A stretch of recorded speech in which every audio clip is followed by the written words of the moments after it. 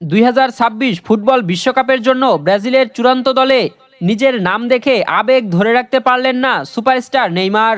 Coach Carlo আনচেলত্তির ঘোষণার পরপরই সতীর্থ উইঙ্গার রাফিনহাকে ভিডিও কল করেন তিনি। সেই কলের একটি ভিডিও সামাজিক যোগাযোগ মাধ্যমে ছড়িয়ে পড়ে, যেখানে দেখা যায় আনন্দের অশ্রু চোখে নেইমার রাফিনহাকে বলছেন, আমরা একসঙ্গে আছি, এবার আমাদের জিততেই হবে।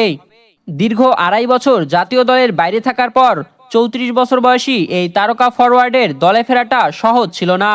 অনেকেই ভেবেছিলেন হয়তো শেষ পর্যন্ত জায়গা হবে না আনচেলত্তির বিশ্বকাপ স্কোয়াডে, কিন্তু সব জল্পনা কল্পনার অবসান ঘটিয়ে আনচেলত্তি যখন 26 সদস্যের দল ঘোষণা করেন, তখন উচ্ছ্বাসে ভেসে ওঠে পুরো নেইমার ভক্তরা।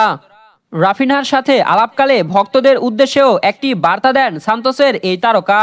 তিনি বলেন, আমরা আমাদের জীবন পর্যন্ত দিয়ে দেব, ট্রফিটা এবার ব্রাজিলে ফিরিয়ে আনতে হবে। নেইমারের এই আবেগঘন প্রতিক্রিয়া এবং আত্মবিশ্বাস পুরো সেলেসাও শিবিরে এবং ব্রাজিলের সমর্থকদের মাঝে নতুন এক আশার আলো জাগিয়েছে। নেইমারের বর্তমান ম্যাচ ফিটনেস এবং গতি নিয়ে ফুটবল মহলে কিছুটা বিতর্ক থাকলেও তার পায়ের জাদু এবং ম্যাচের মোড় ঘুরিয়ে দেওয়ার মতো ক্ষমতা নিয়ে কোনো সন্দেহ ছিল না কোচ আনচেলত্তির। দল ঘোষণার পর সংবাদ সম্মেলনে ইতালিয়ান এই মাস্টারমাইন্ড স্পষ্ট জানান কেন তিনি নেইমারকে উত্তর আমেরিকাগামী বিমানে তুলছেন। অন্যদিকে চেলসির জোয়াও পেদ্রোর মতো ফর্মে থাকা তারকা বাদ পড়লেও নেইমার তার পারফরমেন্স দিয়ে আনচেলত্তিকে বাধ্য করেছেন বিশ্বকাপ স্কোয়াডে তাকে রাখতে। এবারের বিশ্বকাপে আপনি কি ব্রাজিলকে সমর্থন করছেন? জানাবেন ভিডিওর কমেন্টে। রাহুল আল আমিন, বিডিআই স্পোর্টস।